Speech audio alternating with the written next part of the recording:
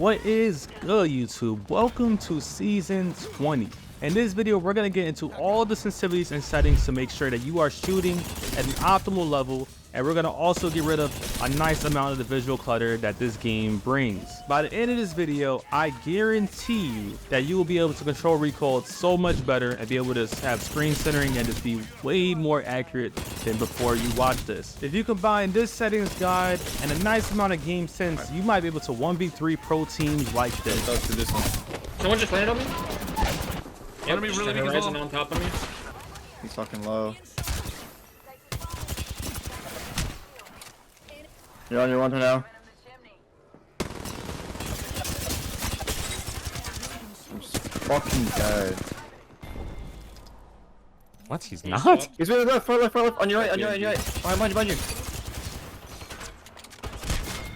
How fast did he just reload? I'm really the fucking best, bro. Holy shit. So make sure you like, comment, and subscribe, and I will see you guys in the video. All right, now let's get straight to these settings. All right, for starters, I'm gonna go right to gameplay, and we're going to go look at this prompt style. Right, so compact means that you get less information on guns on the ground. I don't think you need to be reading the entire tutorial every time you see it. Like, this is just too much. And let's say you're fighting somebody, you're going past this loot. That's just too big on your screen, man. I'd rather have the small words for sure. So a lot of this is just being in the gameplay is going to be removing your visual clutter. And you guys could copy all these settings, and I'll explain them pretty briefly as well, just so you guys get a little guess on what they are if you can't understand what it's saying. So the button hints is pretty much how it says, like L1, R1 at the bottom. If you turn it off, you see it disappears. If you're new to the game, then you might want us to have it on just so you know what you're pressing. But I have mine on, not really for any reason. This is very just preference. It doesn't really matter. It changed too much. But having it off does look cleaner in my opinion, for sure. Crosshair damage feedback. Now, I know that other shooters usually have hit markers on. Well, that's pretty much what this is. But I would rather not have the hit marker on at all, because I actually like to just use the damage as a hit marker pretty much. You know, you hit somebody. But a time that I do see it could be useful is, say that you throw a grenade at someone. Like, I'll just do it real quick, right? If I throw a grenade at somebody and I look away, the damage, you know that you hit them. You know what I mean? But if I have thrown that grenade, look away, without it on, all I would hear is the crack if I do crack them, but I wouldn't know if I do damage. So this is a choice. Even with that, I feel like I rarely ever really turn away after I throw my nades, but it could happen because maybe you want to throw a sky nade and you want to, look back down. So it is up to you if you want to play with this on or not, but I don't advise you to put with icon on, because that's just too much at that point in my opinion. So I think off for X would be definitely the top two choices for this one right here. Then you have damage numbers. I keep mine on stacking. Having them off is that's just a no-go completely. That's the second worst option after having it on floating. You either want yours on stacking or you want it on both. So stacking is just how it adds the numbers up for you. So I did 99 right there. And then floating, it just does each number, and I don't care who you think you are not adding these numbers up that quick. Like, you don't know how many times you hit them right there. That's just too much. But having it off, you're literally nerfing yourself, so there's no point in doing that. So the correct best things will be either floating or both. I mean, not floating, stacking or both. And I think stacking because it's cleaner and you don't need the little 1-by-1 damage going on, because you kind of get that anyways if you hit one shot, so it's like, it's no point in my opinion.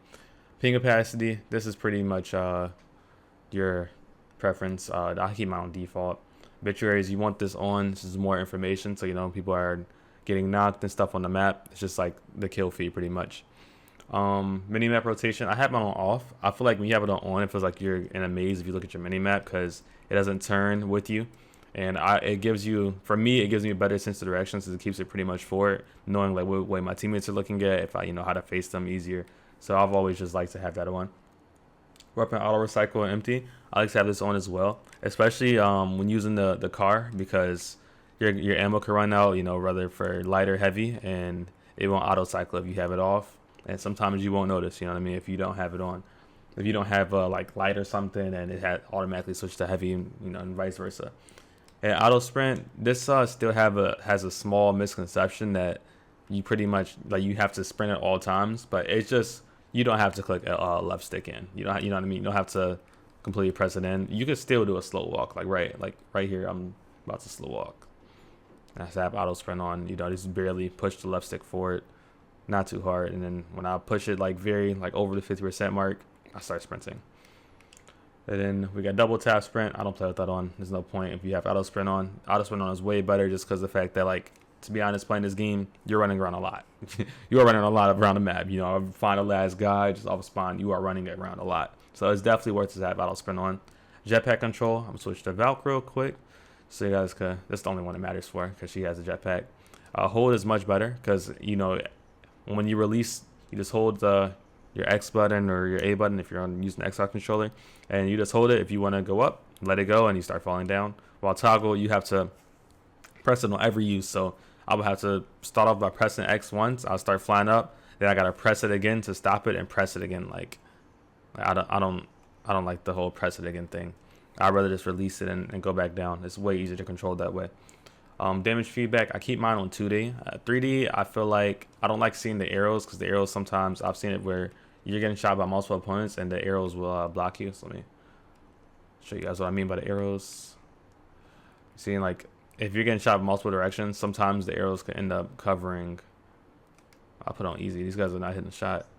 Sometimes the arrows will end up covering what you're looking at, but you don't want that. It's just more visual clutter that we do not need. So 2D is my favorite option for that.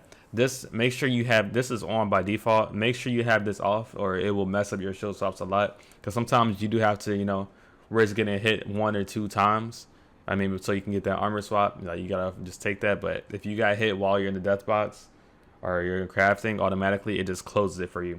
So I know that might sound like a good thing because you don't want to get caught looting, but I'd rather just take your own discipline to get out of the box, you know, by pressing B rather than the game doing it for you. Because there could be instances where, you know, you actually want to stay in and you want to get the armor swap or something. Off-screen portraits, don't care about this. Hop up, pop up, keep this on. Everything down here is pretty much your preference. Reticles, I keep mine on default simply because I've played other shooters and every other game is a red dot. But if you do want to switch it up, I would recommend a violet because that's not used in many of the character skins in this game, or it's not really used too much on the map. I would definitely avoid any type of like greens, dark greens, especially like Storm Point Olympus, because you can even see like I'll switch. It'll start blending in, you know, with the ground, and that's not what you want. You don't want any like the dark greens. Now you're going with the trees. You can't even see a reticle anymore. And I know some people have said white, but white is also not good. I don't like the white one, the black one, or the greens. Those don't hit the best. I would say like yellows and violets, amazing. Those, you know, those blend very well. You have something like that pops out a lot, you know, like a bright pink or a violet. It definitely hits pretty well. So I would keep mine on default, but that is your preference if you want to switch. Colorblind mode, this is just to look cool if you want to change the word, like the way your armor looks and stuff, but it doesn't really do too much. Some of them actually will make the zone or like the storm look worse, so I would just keep this on normal unless you truly do need this setting. Everything else, I have this on off. Don't really care for those features too much. Now let's go to video real quick. Now I know some of you guys are on console, so you know you guys might not have all these settings, but FOV is the most important setting for this. That besides using these settings to optimize your PC. So for me, I was just going to optimize enough rip. I will play on everything like low, max, and I have mine on 2 and trilinear just for the sake of I'm recording the video and I don't want the game to look like Play-Doh while I'm recording. So I have the settings on that. But other than that, you want to always be on low because performance is overlooked for me at least. I'm not really too much of I care for it to look absolute, you know, 4K and all that, but I do care for it to run smooth and you can still see very well with this stuff on low. So field of view, I have mine maxed out because I don't like the fact that I'm restricting myself if I do put it lower. And you also have less visual recoil. I'll show you what I mean by that. So I'm on 110 right now. That's what my recoil looks like. And then I'm gonna go to like something pretty low, 84, right? You see how like you can kind of see how the gun jumps more, and I just I would rather not see that. And cuts out so much my screen. I'd rather have it on 110 because you know it's less visual recoil. It's super smooth in comparison. And then enable plus boost. This just helps with latency. So if you have like a good graphics card, I definitely advise you to turn this on. It helps with latency for sure. You get less input delay. You need that. Sprint view shake. Oh, I don't know why mine was on normal. I might have switched to accidentally when I first went through these, but put this on minimal because you don't want your screen to be shaking while you're running. You know, it's just excessiveness that you don't need. It is auto reset. That's probably why I was on normal. Oh, that was weird. Okay, whatever. Unless I just backed on accident. Now we get into the best part that most of you guys probably came to this video for. All right. Now we're gonna go to audio. No, I'm joking. It is the controller settings, right? So I will say off rip that these, for the most part, these are used by literally every single pro. Like I'm a pro myself. I've been on Team Noxus from last split of was it year 3, and then I'm playing split 1 for the team called Cream. So if you guys want to check out, see your boy play, appreciate y'all. But 4-3 linear, best sensitivity in the game by far. All right, linear is the most responsive response curve in the game for controller players for sure. And the only thing I would say about it is it does take some type of experience because it makes your sticks extremely sensitive in comparison to the other ones except for high velocity. High velocity is that's just not smart to play on, in my opinion. But linear, definitely. You get a lot of fast reaction, fast control, and you barely have to pull down your right stick to control recoil, which is the best part in my opinion. While on classic gives you a very, very broken aim assist when you're like super point blank range, like this range right here. Classic is hitting. Classic is hitting every shot. But on linear, it's gonna feel a little harder to hit those shots. So linear is very good for that mid and long range because you get way more precise control based off of tiny little stick touches. And I will also, if you guys are into putting accessories on your controllers, I would definitely advise you guys to get Control Freak so you can have a larger range of motion when you are moving your right stick. I wouldn't put it on the left stick. I'll only put a right stick, and I would recommend the mid-rise ones. Use code Avexys if you guys would like to buy those. I definitely recommend them. You can watch other creators. They would talk about them as well. That is very, very popular in the competitive esports scene. All right, so let's go through the other ones real quick. I don't want to just talk too much about sensitivity. I'll go back on and then give you guys more pros and cons of classic versus linear. But you don't want to go anything above 5, to be honest, or you don't want to go anything below 3. So right in there is a sweet spot. 4-3 is the best for most people. Like actually most of your best players that play this game all play 4-3 linear. So this is definitely proven. And I would, if you can play on no dead zone, you want to play on no dead zone. But if you do have a lot of stick drift, you could either try to use Steam controller binds by adding a small dead zone there, or you can play on small dead zone and it's not too bad. But you do not want to be playing on small dead zone on classic. If you have to play on classic small dead zone to have no stick drift, it might be time to replace your controller, to be real, because classic already has very way less response. So linear is gonna feel super touchy. Now just these, I used to play on toggle because I was used to playing like Call of Duty and stuff where crouch is always on toggle, and you would slide by just pressing B once. You feel me? But this game, since the movement is more advanced, I would definitely say hold actually works more because it lets you spam crouch a little bit easier. And I feel like I get less dead slides playing on hold instead of toggle. So I would definitely recommend learning how to play with it on hold if you guys can. Aim button, keep that on hold. That's very regular. Survival on. Trigger dead zones. Now this can be a little, I'd say this is more so depending on your controller. If you have like mouse click triggers, this setting doesn't matter to you because it goes down all the way.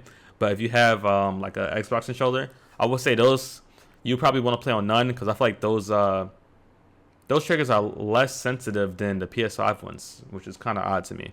So I would say none or default. You don't want to start going higher or moderate or anything like that because then you're going to feel like everything is just less responsive. So none or default. None, if your triggers are super sensitive, you might not want to do none, but you would do default at that point. So one or the other, perfectly fine. Not going to affect you too much. Movement dead zone, keep that on small. Putting it on large is going to make your movement feel very unresponsive, and you don't want that. And ALCs, I wouldn't go into ALCs too much, guys. People, I'm gonna be real. A lot of these videos on here are trying to push you guys into ALCs, saying this is the perfect sense.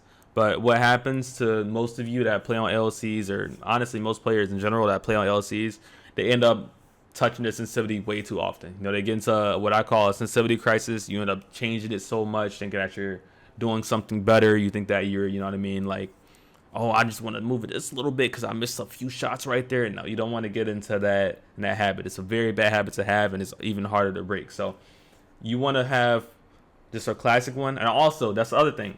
The game is made with more aim assist when you're playing on the regular look sensitivity and look ADS, and you can even feel it when you change your per optics. So if you go into ALCs and change your ALC per optics, and then you turn all of your ALCs off, like, okay, I'll just show you. So I'm on 4.3 right now, right? I'm gonna put this at 1, and you guys know how slow 1 is, right? Like, look at this. I'm trying to push the right stick as more, like the most I can, and I'm not going anywhere. But I'll go to ALCs, right? I'll put this on per optics on, and watch this. I'll put this to 7, and you're gonna see how fast it gets. I'll turn this off. The ALC per optics is still activated, and look, yeah, it's kind of crazy. So if you guys want to have a very, like, I'm not gonna, I cannot shoot with this. If you guys want to have a very specific one, I would advise you to do your ALCs that way instead of doing it directly through the ALC option. And that way you can still speed up your sensitivity. And you know something weird I also found about this? If you do like a 0.5 setting, it actually affects your look sensitivity as well. So let's say I want to do like 2 point, or let's say 4.05. And then I back out. I go to turn this off. It's like it affects my look sensitivity as well instead of just my ADS. That's so odd. I never really understood why that is. But I mean, it's just a little glitch in the system. So if you guys want to have a very intricate, you know, precise one, you just multiply whatever precise one. You multiply whatever you're playing on with the per optic here. I'm putting mine back to 1 because I don't really like to touch these too much. And then you're good. Then you're playing on that now. So make sure you turn all that. If you want to have that on, you can turn that on. If you want to have it off, you have it off. I have mine off, and I actually keep all of my stuff the same. I like having the same sensitivity across everything. It just provides a lot of consistency, and I'd rather just learn the recoil pattern for this one sensitivity rather than changing it so many times. Like, the only way I would recommend it if you want to change it is you want to put your 2x and 3x, 2x, 3x, 4x. You want to raise those probably 1 above your default one or whatever your regular look ADS is. And then other than that, you don't really want to change too much else. So I hit every Kraber shot. Know what I mean? Like, I'm perfectly fine. I'm comfortable. And I really ever feel like my sensitivity is a problem. So 4.3 linear, that's the truth. If you guys are not liking linear too much, I would recommend classic. That's the only other one that's pretty acceptable to me, to be honest. And I would say like still 4.3, 4.4.